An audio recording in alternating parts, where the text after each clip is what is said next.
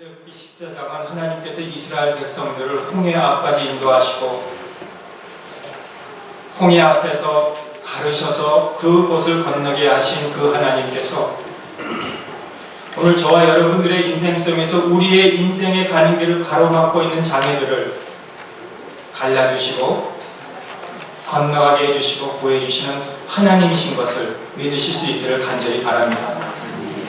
오늘 14장 9절을 살펴보면 1절에서 4절은 홍해 앞에서 진을 치고 있는 이스라엘, 5절에서 9절은 바로의 추적, 10절에서 14절은 이스라엘의 원망과 모세의 연설, 15절에서 20절은 여호와의 전진 명령, 그리고 21절에서 31절은 홍해를 건너게 하신 하나님, 그리고 홍해를 애국 군대를 막게 하신 하나님.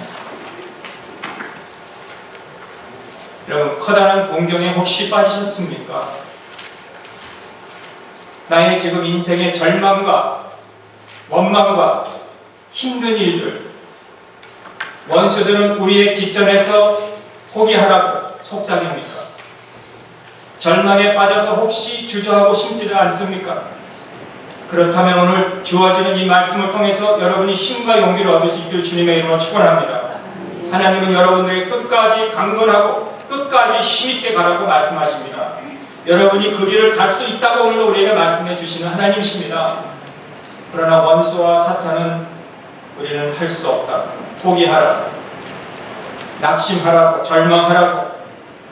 혹시 만일 여러분께서 오늘 읽은 본문 말씀, 너희는 두려워 말고 가만히 서서 너희를 위하여 행하시는 하나님의 구원을 보라, 그것을 여러분들이 오늘 이 말씀이 나에게 주시는 말씀으로 믿고 다시 한번 일어서신다면 적절한 때에 하나님께서 여러분들을 일으켜 세워주실 줄을 믿습니다. 이스라엘 백성들은 430년 동안 노예 생활을 했어요. 거기에서 60만 명 장정, 그러니까 군대에 들어갈 수 있는 한 20대부터 있는 장정만 60만 명이라고 했으니 노소 남녀 다 합치면 200만에서 250만 명이 지금 출애굽을 했습니다. 열심히 가나안 땅을 밟고 지금 가려고 하는 그 중에 밤에 생각해 보니까 바로가 이거는 아니거든요.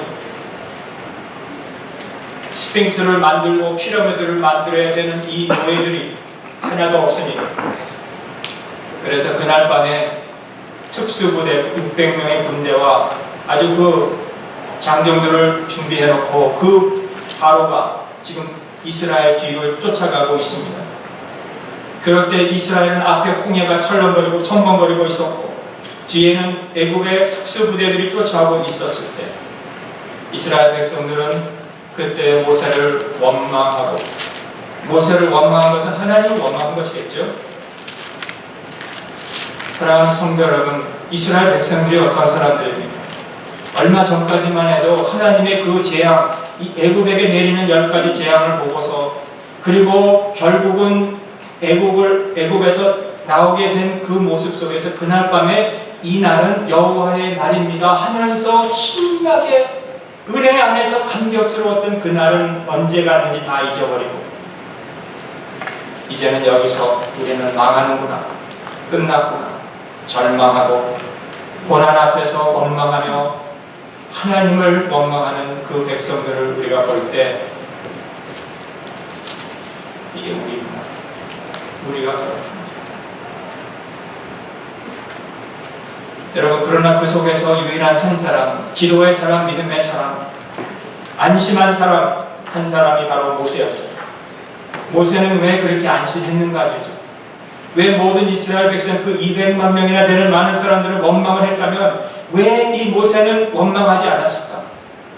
모세는 하나님을 바라봤기 때문에.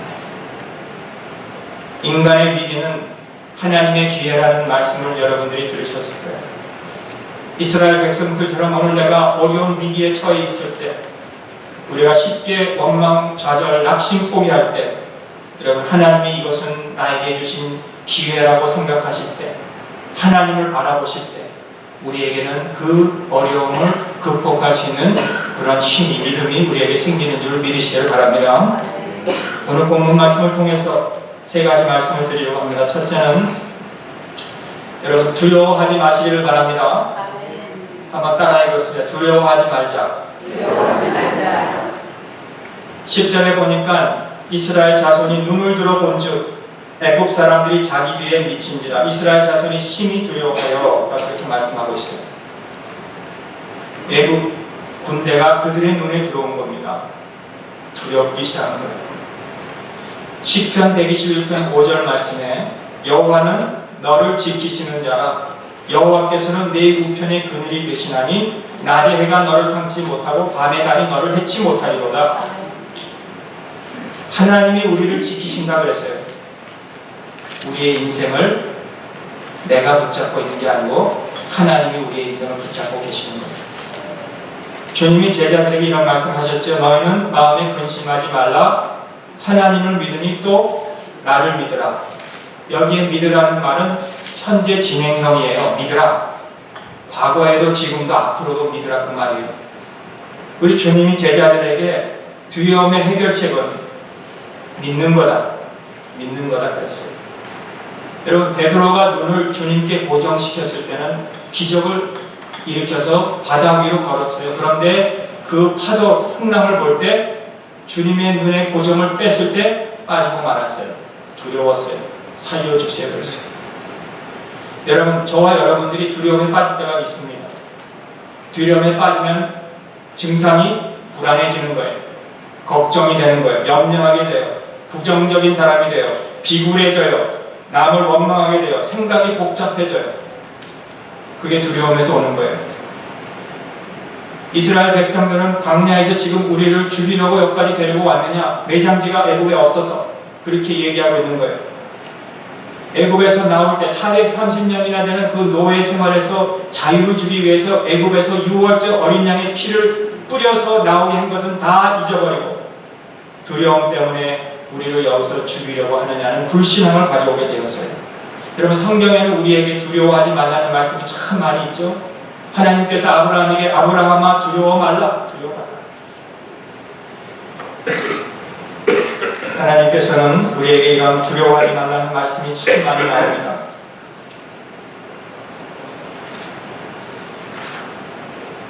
여호수아에게 말씀하죠. 여호수아가 여리고 성을 자기가 할 수 있는 것이 아니었습니다. 그저 하나님의 말씀대로 명대로 쫓아서 7번을 돌고 마지막 날에 7번 돌아서 6번 돌고 7번 돌아서 총 13번 도는 것밖에 없었어요. 여리고 성의 그 위대한 성의 벽 하나도 자기들이 허물 수 없는 그런 가운데서 말씀을 순종했으며 승리를 거두었는데 작은 아이 성에서 패배를 당하고 낙심하고 있을 때 하나님께서는 여호수아에게 여호수아야 두려워 말라. 군대를 거느리고 아이 성으로 올라가. 내가 그 성을 너에게 주었노라. 여러분 추수 때가 되면 미디안 군대가 침략하여 이스라엘 백성이 추수에 모아놓은 모든 곡식을 가져갈 때 기드온은 타작마당에서 두려워하고 있을 때 하나님이 기드온아 두려워하지 말라. 솔로몬아 두려워하지 말라. 다니엘아 두려워하지 말라. 유라굴라 강풍 속에 있는 바울아 두려워하지 말라. 오늘도 주님이 우리에게 말씀하시리라. 두려워하지 말라. 두려워하지 말라. 성경에 두려워하지 말라는 말이 365번 나옵니다. 매일 하루하루 두려운 일이 있기에 우리 보고 하루하루 두려워하지 말고 살라고 그렇게 기록했다고 생각합니다. 시편 23편에 내가 해를 두려워하지 않을 것은 주께서 나와 함께 하심이니라. 바로가 따르니 군대와 군대를 인해서 하나님은 영광을 얻는다고 4절에 말씀하시고 17절에 바로와 모든 군대와 그 병거와 마병을 인하여 영광을 얻으리니 말씀하시고 18절에 내가 반드시 병거와 마병으로 인해서 영광을 얻을 그때야 애국 사람들이 나를 여호와인 줄 알리라 그렇게 말씀했어요. 여러분 왜 우리에게 두려운 일이 있습니까? 그 두려운 일을 통해서 하나님께서 하시는 일을 보면서 하나님이 여호와인 줄 알게 하시기 위해서 우리에게 주셨다는 거예요. 성도는 누구입니까? 저와 여러분은 다 하나님의 것이 되었어요. 하나님의 것입니다. 저희는. 그러니 두려울 게 없는 거죠. 우리는 성공을 통해서 하나님께 영광을 돌릴 수도 있지만 우리의 인생의 어려운 고난을 통해서도 하나님께 영광이 될 수 있다는 것을 여러분들이 기억하실 수 있기를 바라요. 우리 인생은 홍해 앞에서 가로막는 그런 일이 있다 할지라도 담대하게 앞으로 믿음으로 전진하여서 하나님께 영광을 돌리실 수 있기를 주님의 이름으로 축원합니다. 두 번째는 가만히 서라 그랬어요. 한번 따라 읽겠습니다. 가만히 서라. Stand firm, stand still, 그런 뜻이에요. 장애들이 많이 있어요, 앞뒤로.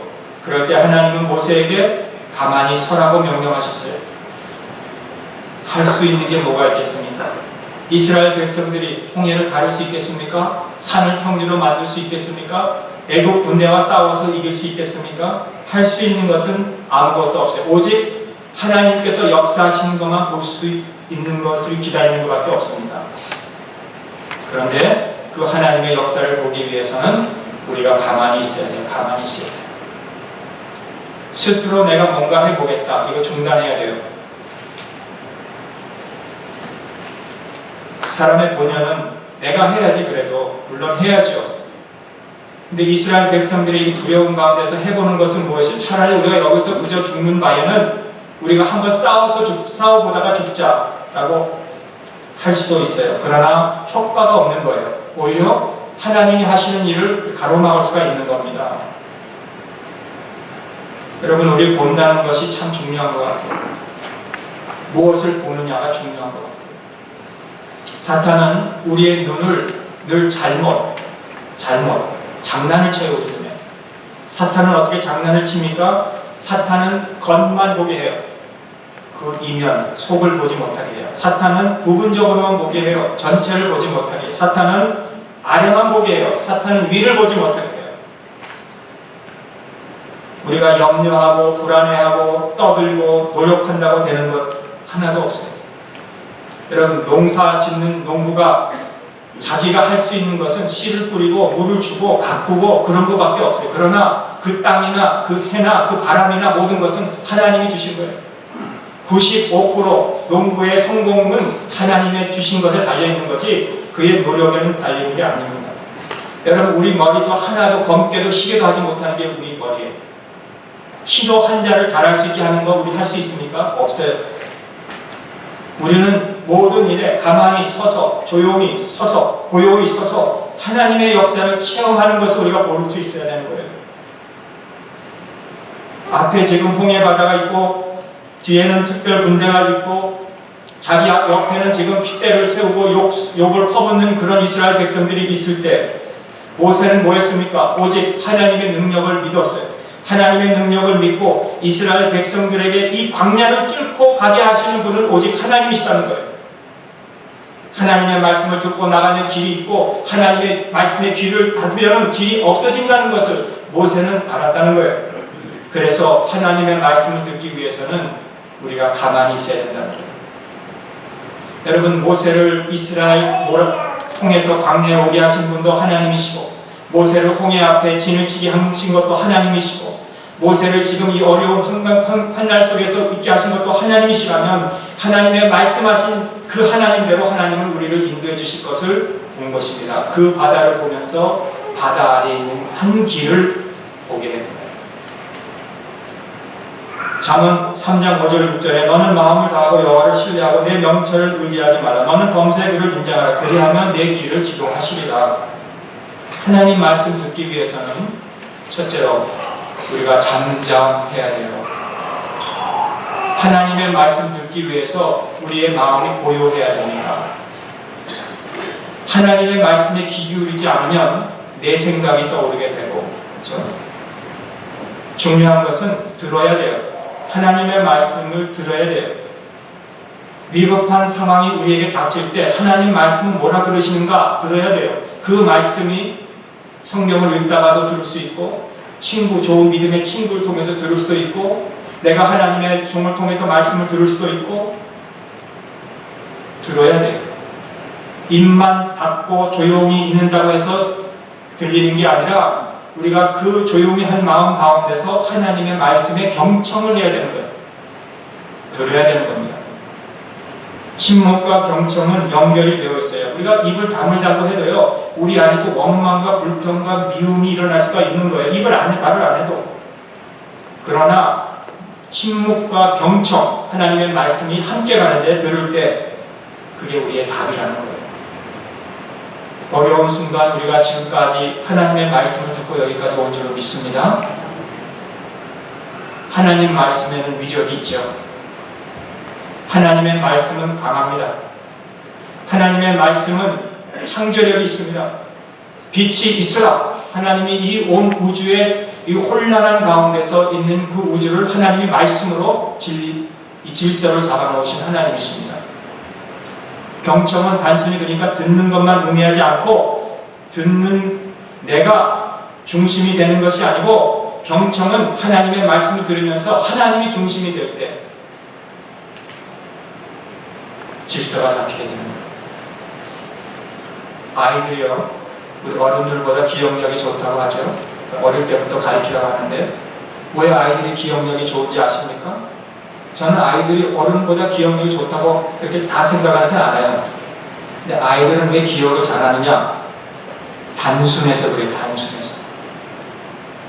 우리가 어른이 되다 보면은 머리가 복잡해져요. 얼마나 생각하는 것이 많아요. 그래서 누가 말을 해도 제가 깜짝깜짝 놀라가지고 말을 해도 듣지 않고 딴 생각을 혼자 하고 있는 거예요. 얼마나 나중에 성도님께 죄송한지 모르겠어요. 무슨 말을 했는지. 경청을 안 하고 딴 생각을 해서. 근데 어린이들은 말할 때 단순해서 잘 들어요. 그러니 기억이 좋은 거예요. 우리 평강교회 우리 어르신들은 다 기억력이 좋으시고 주님의 이름을 축원합니다.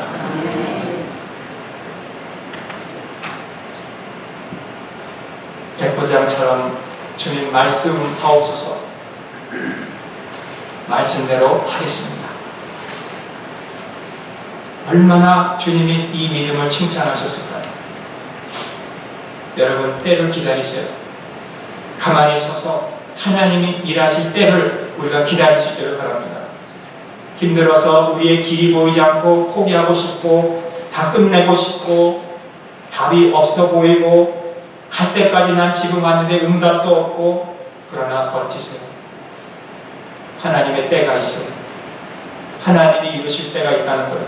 하나님이 역사하실 때가 있다는 거예요. 그래서 오늘도 우리는 가만히 서서 하나님의 말씀에 경청하면서 우리가 그 말씀대로 나갈 때 하나님께서 놀라운 역사를 이루어 주실 것을 믿습니다. 마지막으로 구원을 보라. 한번 따라합시다. 구원을 보라. 믿음의 세계는 보는 것입니다. 신앙의 세계는 보는 것이에요. 히브리서 11장의 모든 믿음의 사람들은 먼 미래를 보았다. 그렇게 말씀했어요. 이 출애굽 역사 사건, 인간의 이 역사 계획이, 이 출애굽 사건이 누구를 통해서 이루어졌어요? 시작했어요? 하나님을 통해서 시작했어요. 하나님이 지금 스토리를 쓰고 계신 거예요. 하나님이 감독입니다. 여러분, 이스라엘 백성들이 위대한 모세가 이 스토리를 쓴 게 아니고 하나님이 지금 모든 그 출애굽의 역사를 쓰고 계시는 것 같이 여러분과 여러분의 가정의 스토리를 하나님이 지금 다 알고 계세요.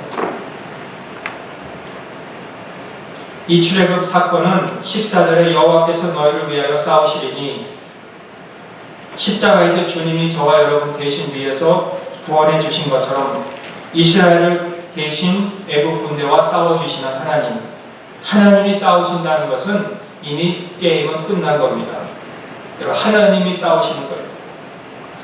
로마서 8장 31절에 그런즉 이 일에 대해서 우리가 무슨 말하려? 만일 하나님이 우리를 위하시면 누가 우리를 대적하리요? 37절 그러나 이 모든 일에 우리를 사랑하신 이로 말미암아 우리가 넉넉히 이기느니라. 하나님이 저와 여러분들을 위하시면 누가 우리를 이기냐는 거예요. 그걸 보라는 거예요. 사랑하는 성도 여러분, 믿음의 눈으로 우리가 이 신앙의 세계를 볼 수 있기를 간절히 바랍니다. 그러기 위해서는 우리가 기도해야 돼요. 여러분, 그저 하나님이 다 해주시겠지, 이것처럼 떳떳하게 사는 사람이 어디 있겠지. 나는 아무것도 안 하면서요, 하나님이 알아서 해주시겠지, 싸워서 이기게 해주시겠지 하면서 나는 내 할 일을 안 한다면 그게 얼마나 뻔뻔해요. 오늘 우시야 왕이 죽던 해에 이사야 선지자가 성전에 들어갔죠. 나라에 위기가 온 거예요. 보좌의 왕이 우시야 왕이 죽었어요. 하나님 앞에 기도하러 선지자가 나갔어요. 그랬는데 그 나라의 왕의 그 왕자는 비어 있어도 그 보좌에 하나님이 앉아 계시고 하나님의 옷깃이 그 성전에 가득한 것을 우시야 왕이 죽던 해 이사야 선지자가 봤다는 거예요. 여러분, 이사야 선지자가 성전에 들어가서 기도할 때에 그것을 보고 이스라엘 백성들에게 뭐라고 전해요? 보세요, 보세요, 보세요. 보라 그랬어요, 계속. 우리의 초점이 흐트러지지 않기 위해서는 기도해야 되는 거예요. 우리가 기도하는 그 시간이 초점을 하나님께 맞추는 시간입니다. 영적 초점. 시선을 어디에 두어야 되는지, 누가 우리를 위해서 지금 싸우고 계시는지 우리가 믿음의 눈으로 바라보는 그 시간이 바로 기도의 시간입니다. 구원은 하나님의 손에 있는 것을 우리는 알아요. 우리의 생명은 하나님의 손에 있는 것을 우리가 알아요. 우리의 생사 화복도 다 하나님의 손에 있는 것을 우리가 알아요. 그런데 이걸 자꾸 잊어버려요. 왜? 우리가 그 초점을 맞추지 않기 때문에. 그러니까 자꾸 세상에서 시험이 드는 거예요. 죄에 빠지는 거예요. 내가 하고 싶은 대로 사는 거예요. 왜? 우리의 초점이 하나님께 가 있지 않고 세상에 가 있기 때문에. 하나님이 허락지 아니하시면 참새 한 마리도 떨어지지 아니하십니다. 비행기를 타다가 보면요, 이 막 어디 갑자기 가다가 막 비행기가 흔들릴 때 있죠? 그럼 겁이 나더라고요. 저도. 이러다가 순교하면 좋지만 그래도 가족이라도 한번 보고 급파하고 가야지 못하면. 그러나 그때 참새 한 마리도 떨어뜨리지 아니하신 하나님께서 우리를 지켜주시고서 하나님 허락 없이는 떨어지지 아니한다. 그런 이런 영적 배짱이 여러분에게 있으시길 바랍니다. 특별히 비행기 많이 타시는 분들. 아멘? 비행기를 안 타보시나 보나. 여러분, 하나님은 우리에게 구원을 베푸시는 하나님이세요. 우리를 위해서 싸워주시는 하나님이세요. 우리의 생명은 애국 바로에게 있지 않는다고요. 우리의 생명은 하나님께. 어떤 극한 상황이 와도 하나님 허락이 없이는 하나도 이루어지지 않는 영적 이런 배포. 오늘 우리가 기억해야 될 것, 여러분 두려워하지 마시기 바랍니다. 가만히 서서 하나님이 행하신 일을 보시기를 바랍니다. 그리고 하나님이 우리에게 구원을 베푸신 것을 바라보시고 하나님이 우리를 싸워주신 것을 바라보시고 믿음의 배짱을 가지고 믿음으로 승리하는 우리 모두가 되시기를 간절히 바랍니다. 기도하겠습니다. 하나님 찬양합니다.